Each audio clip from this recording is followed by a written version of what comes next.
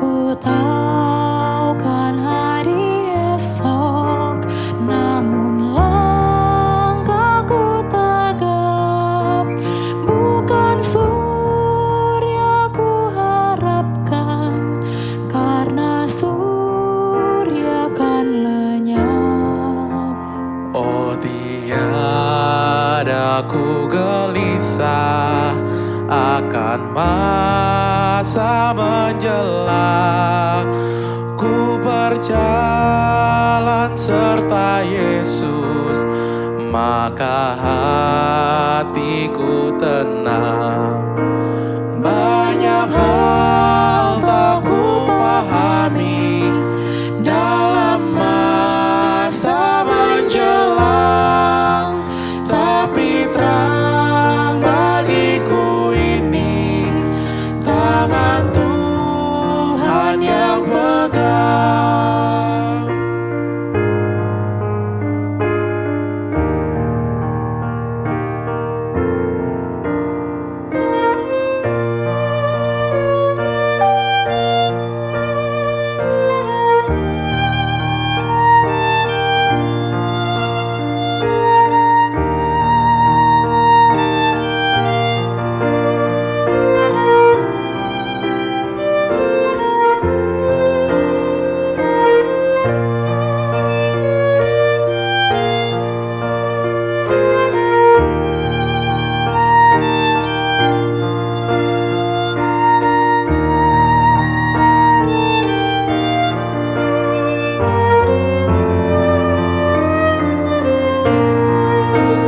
Banyak hal tak ku pahami dalam masa menjelang, tapi terang bagiku ini tangan Tuhan yang pegang. Banyak hal tak ku pahami dalam masa menjelang, tapi terang bagiku ini tangan Tuhan yang pegang.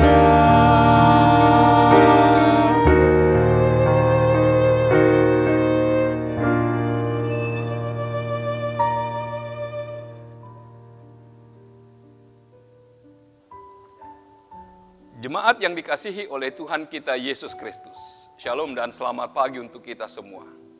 Firman kehidupan di pagi hari ini tertulis dalam kitab Wahyu pasal 22 ayat 21. Kasih karunia Tuhan Yesus menyertai kamu sekalian. Amin. Demikian firman Tuhan. Saudara-saudara yang dikasihi oleh Tuhan kita Yesus Kristus. Kitab Wahyu adalah satu surat yang panjang yang ditulis kepada 7 jemaat di provinsi Asia dari kerajaan Romawi. Pada Wahyu 22 ayat 21, Yohanes menutup surat ini dengan perkataan yang hampir sama dengan perkataan yang disampaikan Paulus untuk menutup surat-suratnya, yakni kasih karunia Tuhan Yesus menyertai kamu sekalian. Doa Yohanes, sang saksi mata dan penerima wahyu Yesus Kristus, memberikan jaminan bagi mereka yang memilih untuk menuruti semua firman-Nya yang terdapat di dalam kitab Wahyu. Jaminan kebahagiaan itu sebenarnya sudah disampaikan pada bagian awal kitab nubuatan ini. Berbahagialah ia yang membacakan dan mereka yang mendengarkan kata-kata nubuat ini dan yang menuruti apa yang ada tertulis di dalamnya, sebab waktunya sudah dekat. Wahyu 1 ayat 3. Dan diakhiri dengan doa berkat dari sang rasul. Kasih karunia Tuhan Yesus Kristus menyertai kamu sekalian. Amin.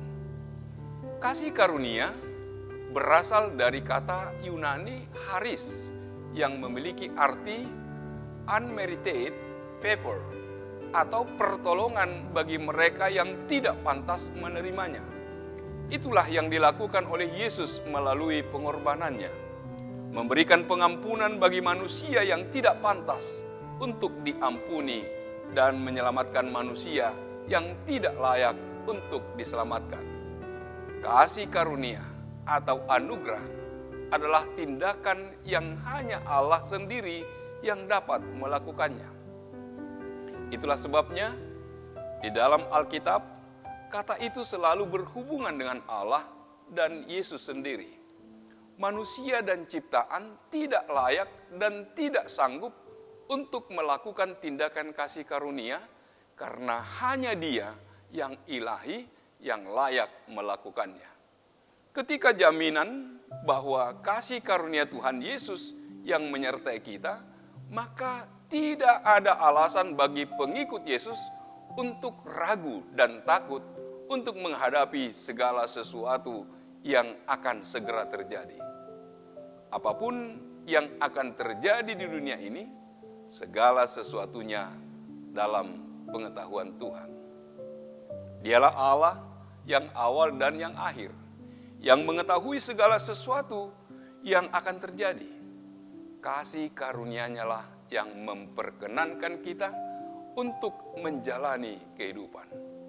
Doa ini ditutup dengan kata amin, yang dimaksudkan supaya itu diucapkan oleh jemaat sebagai suatu jawab atas berkat dan kasih karunia Allah di dalam hidup kita. Perlu kita ketahui bahwa doa berkat imam digunakan oleh hamba Tuhan yang disampaikan saat mengakhiri ibadah. Doa berkat adalah rumusan yang diajarkan Tuhan untuk digunakan oleh para imam guna memberkati umat Tuhan. Imam menjadi sarana yang Tuhan gunakan untuk menyampaikan berkat dari Tuhan kepada umatnya.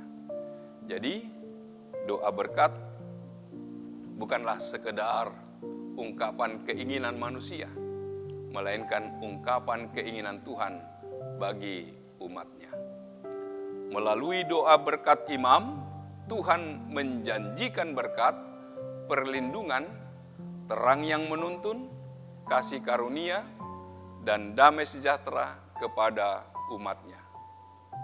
Melalui doa berkat yang disampaikan oleh seorang imam, Tuhan meletakkan namanya atas Israel, dan Ia berjanji untuk memberikan berkat-Nya. Kata meletakkan bisa berarti menempatkan atau menyebutkan nama Tuhan. Saat nama Tuhan disebutkan oleh imam, berkat akan mengalir atau melekat pada diri umat Tuhan. Jadi berkat yang disampaikan oleh imam itu berasal dari Tuhan, sang sumber berkat. Imam atau hamba Tuhan hanyalah alat atau saluran di tangan Tuhan untuk menyampaikan kepastian yang datangnya dari Tuhan untuk umatnya. Saat menyadari bahwa berkat yang sesungguhnya berasal dari Tuhan, kita dipanggil untuk senantiasa mengarahkan hidup kita kepada Tuhan.